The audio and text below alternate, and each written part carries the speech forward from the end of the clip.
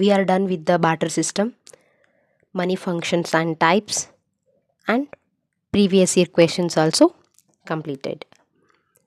ಈ ಕ್ಲಾಸಲ್ಲಿ evolution of ಮನಿನ ನೋಡೋಣ. ಬಾಟರ್ ಎಕಾನಮಿಯಲ್ಲಿ ಸಮಸ್ಯೆ ಇತ್ತು, therefore we came to money system. ಹೇಗೆ ಜೀವ ವಿಕಾಸ ಆಗುತ್ತೆ ಅಲ್ಲ, ಮಂಗನಿಂದ ಮಾನವ, ಫಸ್ಟು ವಾನರ, ನೆಕ್ಸ್ಟು ಆದಿ ಮಾನವ, ಫೈನಲಿ ಮಾನವ. ಅದೇ ಥರ ಮನಿ ಕೂಡ over the period of time evolution ಆಗಿದೆ. ಪ್ರಾರಂಭದಲ್ಲಿ ಕಮಾಡಿಟಿ ಮನಿ ಇತ್ತು, ಅಂದರೆ ವಸ್ತು ಹಣ. ಅದರಲ್ಲಿ ಕೆಲವು ಸಮಸ್ಯೆಗಳಿರ್ತಾ ಇತ್ತು. ಅದರ ನೆಕ್ಸ್ಟ್ ಬಂದಿದ್ದು ಮೆಟಾಲಿಕ್ ಮನಿ, ಅದರಲ್ಲೂ ಕೂಡ ಕೆಲವು ಕೊರತೆಗಳಿತ್ತು. ಅದರ ನೆಕ್ಸ್ಟ್ ಬಂದಿದ್ದು ಪೇಪರ್ ಮನಿ. ನೆಕ್ಸ್ಟ್ ನಮ್ಮ ಒಂದು ಅನುಕೂಲಕ್ಕಾಗಿ, ಕನ್ವೀನಿಯನ್ಸ್ಗಾಗಿ ನಾವು ಬ್ಯಾಂಕ್ ಮನಿನ ತೊಗೊಂಡು ಬಂದ್ವಿ, ಅಥವಾ ಪ್ಲಾಸ್ಟಿಕ್ ಮನಿ ಅಂತ ಕೂಡ ಕರೀತಾರೆ. ಅದರ ನೆಕ್ಸ್ಟ್ ಇವಾಗ ಬಂದಿರೋದು bitcoins, crypto currency, etcetera. So one by one we will see these evolution stages in this class. Mexico ಅಥವಾ ಸೌತ್ ಅಮೇರಿಕಾದ ಒಂದು ಪ್ರದೇಶಗಳಲ್ಲಿ ಪ್ರಾಚೀನ ಸಮಯದಲ್ಲಿ ಎಜ್ಟೆಕ್ ಅನ್ನೋ ಒಂದು ಕಮ್ಯುನಿಟಿ ಜನ ಇದ್ದರು. ಅವರು ಕೋಕೋ ಬೀನ್ಸ್ಗಳನ್ನು ಕರೆನ್ಸಿಯಾಗಿ ಬಳಸ್ತಾಯಿದ್ರು. ಹೇಗೆ ಕೋಕೋ ಬೀನ್ಸ್ಗಳನ್ನ ಕರೆನ್ಸಿಯಾಗಿ ಬಳಸ್ತಾಯಿದ್ರು ಅಂತಂದರೆ, ಒಂದು ಎಗ್ಗಿಗೆ 4 ಕೋಕೋ ಬೀನ್ಸ್ಗಳನ್ನು ಕೊಡೋದು, ಅಥವಾ 20 ಕೋಕೋ ಬೀನ್ಸ್ಗಳಿಗೆ 1 ಶರ್ಟ್.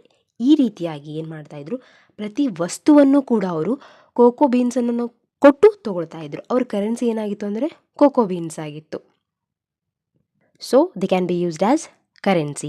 ಕೋಕೋ ಬೀನ್ಸ್ಗಳನ್ನು ಕರೆನ್ಸಿಯಾಗಿ ಬಳಸ್ತಾಯಿದ್ರು. ಇಲ್ಲ ಅಂದರೆ ಆ ಕೋಕೋ ಬೀನ್ಸ್ಗಳನ್ನ ಬಾಯ್ಲ್ಡ್ ವಾಟರ್ಗೆ ಹಾಕಿ ಚಾಕ್ಲೇಟ್ ಮಾಡ್ಕೊಂಡು ಕೂಡ ತಿನ್ನಬಹುದು. They can be used as commodity. ವಸ್ತು ರೂಪದಲ್ಲೂ ಕೂಡ ಕೋಕೋ ಬೀನ್ಸ್ಗಳನ್ನು ಬಳಸ್ಬೋದು. ಒಂದು ಯಾವ ರೀತಿಯಾಗಿ ಬಳಸ್ಬೋದು ಕೋಕೋ ಬೀನ್ಸ್ಗಳನ್ನ, ಕರೆನ್ಸಿಯಾಗಿ ಬಳಸ್ಬೋದು, ಇಲ್ಲಾಂದರೆ ಕಮಾಡಿಟಿ ಡೈರೆಕ್ಟ್ ವಸ್ತು ರೂಪದಲ್ಲೂ ಕೂಡ ನಾವು ಬಳಸ್ಬೋದಾಗಿತ್ತು. So because it has intrinsic value, ಅದಕ್ಕೆ ತನ್ನದೇ ಆದ ಸ್ವಮೌಲ್ಯವನ್ನು ಹೊಂದಿದೆ. ಅದು ಯಾವುದು? Cocoa beans. ಇಂತಹ ಹಣಕ್ಕೆ ನಾವೇನಂತ ಕರಿತೀವಿ? ಕಮಾಡಿಟಿ ಮನಿ ಅಂತ ಕರಿತೀವಿ. Commodity money is a money that has its own value, so that can be used as currency and also they can be used for other purposes. ಅದನ್ನು ಕರೆನ್ಸಿಯಾಗಿಯೂ ಬಳಸ್ಬೋದು, ಅಥವಾ ಅದಕ್ಕೆ ಸ್ವಮೌಲ್ಯವನ್ನು ಹೊಂದಿರೋದ್ರಿಂದ ಅದನ್ನು ಬೇರೆ ಪರ್ಪಸ್ಗಳಿಗೂ ಕೂಡ ನಾವು ಬಳಸಬಹುದು. ಇಂತಹ ಮನಿಗೆ ನಾವೇನಂತ ಕರಿತೀವಿ? ಕಮಾಡಿಟಿ ಮನಿ ಅಂತ ಕರಿತೀವಿ. For example gold coins, silver bars and other items that passes inherent value. ಅಂದರೆ ಗೋಲ್ಡ್ ಕಾಯಿನ್ಸ್, ಇವಾಗ ಗೋಲ್ಡ್ ಕಾಯಿನ್ಸನ್ನು ನಾವು ಕರೆನ್ಸಿಯಾಗಿ ಕೂಡ ಬಳಸಬಹುದು, ಇಲ್ಲಾಂದರೆ ಅದನ್ನು ಜ್ಯುವೆಲರಿ ಕೂಡ ಮಾಡ್ಕೊಳ್ಬಹುದು. ಅಥವಾ ಸಿಲ್ವರ್ ಬಾರ್ಸ್, ಇದು ಕೂಡ ಅಷ್ಟೇ ಸೇಮ್, ಜ್ಯುವೆಲರಿ ಮಾಡ್ಕೊಳ್ಬೋದು, ಇಲ್ಲ ಕರೆನ್ಸಿಯಾಗಿ ಬಳಸ್ಬೋದು. ಇದನ್ನ 2 ಪರ್ಪಸ್ಗೆ ನಾವು ಬಳಸ್ಬೋದು. ಒಂದು ಕರೆನ್ಸಿಯಾಗಿ, ಇನ್ನೊಂದು ಸೇಮ್ ಅದು ಇರೋವಂಥ ವಸ್ತುವನ್ನು ನಾವು ಡೈರೆಕ್ಟಾಗಿ ಕೂಡ ಬಳಸ್ಬೋದು.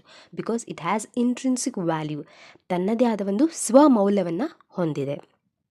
First stage is commodity money. Aztec people ಏನು ಮಾಡ್ತಾಯಿದ್ರು? ಕೋಕೋ ಬೀನ್ಸ್ಗಳನ್ನು ಕರೆನ್ಸಿಯಾಗಿ ಬಳಸ್ತಾಯಿದ್ರು. ಬಟ್ ಅದರಲ್ಲಿ ಪ್ರಾಬ್ಲಮ್ಸ್ ಇರ್ತಾಯಿತ್ತು. ಏನಪ್ಪ ಅಂದರೆ ಅದು ಪೆರಿಷೇಬಲ್, ಫಂಗಸ್ ಮತ್ತು ಮಾಯಿಶ್ಚರಿಂದಾಗಿ ಏನಾಗ್ತಿತ್ತು? ಕೆಟ್ಟು ಹೋಗ್ತಾಯಿತ್ತು. ತುಂಬ ದಿನ ಅದನ್ನ ಸ್ಟೋರ್ ಮಾಡೋಕ್ಕಾಗ್ತಾ ಇರಲಿಲ್ಲ ಅದನ್ನ. ಅದೇ ರೀತಿಯಾಗಿ ಭಾರತದ ಕೋಸ್ಟಲ್ ಏರಿಯಾದಲ್ಲಿ ಜನ ಏನು ಮಾಡ್ತಾಯಿದ್ರು? ಕವಡೆಗಳನ್ನು, ಕೌರೀಸ್ ಅಂತ ಕರೀತಾರೆ, ಇವುಗಳನ್ನು ಕರೆನ್ಸಿಯಾಗಿ ಬಳಸ್ತಾಯಿದ್ರು. ಬಟ್ ಇದರಲ್ಲೂ ಕೂಡ ಸಮಸ್ಯೆ ಇತ್ತು, ಡಿವಿಷನ್ ಆಫ್ ಲೇಬರ್. ಈ ಕೌಡಿನ ಕರೆನ್ಸಿಯಾಗಿ ಬಳಸೋದಾದರೆ ಯಾಕೆ ಸುಮ್ಮನೆ IIT ನೀಟ್ ಎಕ್ಸಾಮ್ ಬರೆಯೋದು? ಪ್ರತಿಯೊಬ್ಬರೂ ಕೂಡ ಸಮುದ್ರದ ದಂಡೆಯಲ್ಲೇ ಇದ್ದು ಕವಡೆ ಶಂಕುನ ಹುಡುಕಿ ಸಂಗ್ರಹಿಸ್ಕೊಂಡು ಇರ್ಬೋದು ಅಂತ ಯೋಚನೆ ಮಾಡ್ತಾರೆ. ಯಾಕಂದರೆ ನೀಟ್ ಎಕ್ಸಾಮ್ ಬರೆದು ಡಾಕ್ಟರಾಗಿ ಮತ್ತು ಕವಡೆ ಅಥವಾ ಶಂಕುನೇ ಕರೆನ್ಸಿಯಾಗಿ ಪಡೆಯೋದಾದರೆ ಡಾಕ್ಟ್ರ್ ಯಾಕಾಗೋದು? ಸುಮ್ಮನೆ ಸಮುದ್ರ ದಂಡೆಯಲ್ಲಿ ತಿರುಗಾಡ್ತಾ ಕವಡೆ ಶಂಕುನ ಕಲೆಕ್ಟ್ ಮಾಡ್ತಾ ಇದ್ದರೆ ಸಾಕು. So it doesn't promote division of labour. So next crude gold ನಗೆಟ್ಸ್ನ ಕರೆನ್ಸಿಯಾಗಿ ಬಳಸೋಕೆ ಸ್ಟಾರ್ಟ್ ಮಾಡಿದರು. ಕ್ರೂಡ್ ಗೋಲ್ಡ್ ನಗೆಟ್ಸ್ ಅಂದರೆ ನದಿಗಳಲ್ಲಿ ಅಥವಾ ಮೈನಿಂಗ್ ಪ್ರದೇಶಗಳಲ್ಲಿ ನ್ಯಾಚುರಲ್ ಆಗಿ ಸಿಗುವಂಥ ಒಂದು ಚಿನ್ನದ ಪೀಸಸ್ಗಳು, ಚೂರುಗಳು, ಅವುಗಳನ್ನು ಕರಗಿಸಿ ನಾಣ್ಯಗಳಾಗಿ ಮಾಡಿರಲ್ಲ. ಅವುಗಳನ್ನು ಕರಗಿಸಿ ಡೈರೆಕ್ಟಾಗಿ ತೊಗೊಂಬಂದಿರ್ತಾರೆ. ಆ ಚೂರುಗಳನ್ನೇ ಕರೆನ್ಸಿಯಾಗಿ ಬಳಸ್ತಾ ಇರ್ತಾರೆ. ಚಿನ್ನದ ಚೂರುಗಳನ್ನು ನೇರವಾಗಿ ಹಣದ ರೂಪದಲ್ಲಿ ಬಳಸ್ತಾ ಇರ್ತಾರೆ.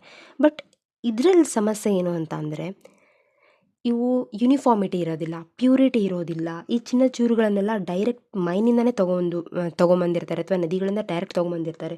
ಪ್ಯೂರ್ ಗೋಲ್ಡ್ ಕೂಡ ಆಗಿರಲ್ಲ ಅದು. ಅದರ ಜೊತೆ ಬೇರೆ ಬೇರೆ ಮೆಟಲ್ಸ್ ಕೂಡ ಇರ್ತಾಯಿರ್ತಿತ್ತು. ಪ್ಯೂರಿಟಿ ಚೇಂಜ್ ಆಗ್ತಾ ಇತ್ತು.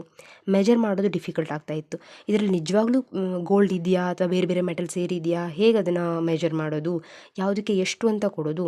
So what we should do, ಈ ಚೂರ್ನೆಲ್ಲ ಮೆಲ್ಟ್ ಮಾಡೋದು, ಕರಗಿಸ್ಬಿಟ್ಟು ನೆಕ್ಸ್ಟ್ ಅದ್ರ ಮೇಲೆ ಅಶೋಕ ಅಥವಾ ಹರ್ಷವರ್ಧನ ರಾಜರ ಒಂದು ಸ್ಟ್ಯಾಂಪ್ ಒತ್ತೋದು ಅದ್ರ ಮೇಲೆ. ಸೊ ಇಲ್ಲಿಂದ ನಮ್ಮ ಹಣ ಏನಾಗುತ್ತೆ? ಪ್ರಾರಂಭ ಆಗ್ತದೆ. ಈ ಕ್ರೂಡ್ ಆಗಿರುವಂಥ, ಕ್ರೂಡ್ ಅಂದರೆ ಶೇಪ್ ಇಲ್ಲದೆ ಇರೋದು, ಕ್ರೂಡ್ ಅಂದರೆ ಕಚ್ಚಾ ಅಂತಾರಲ್ಲ ಆ ರೀತಿಯಾಗಿರೋದು.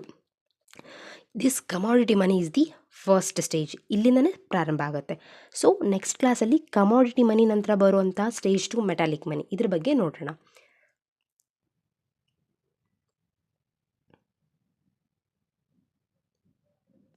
So previous year questions easy ಇದ್ದಾವೆ.